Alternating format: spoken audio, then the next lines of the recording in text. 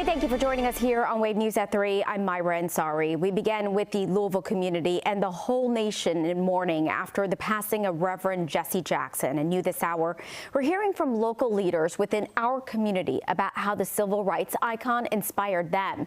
His family says that Jackson died peacefully, surrounded by loved ones this morning.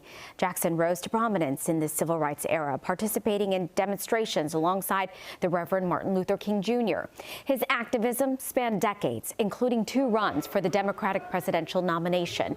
In 1984 and 1988, here in Louisville, Simmons College held a special chapel service this morning honoring Jackson's legacy and his influence in our area.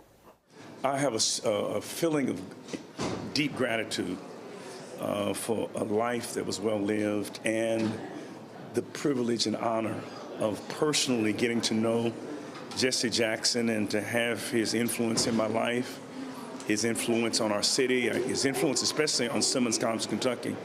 We house the Jesse Jackson Lewis Center here. Dr. Cosby is just one of the many people at today's ceremony sharing what the civil rights icon means to them. Meanwhile, Governor Beshear is also sharing his condolences. He's met Reverend Jackson before. In a social media post, the governor said, in part, a leader of strength and a commitment to peace, Reverend Jesse Jackson brought meaningful change for the people across the world. And he will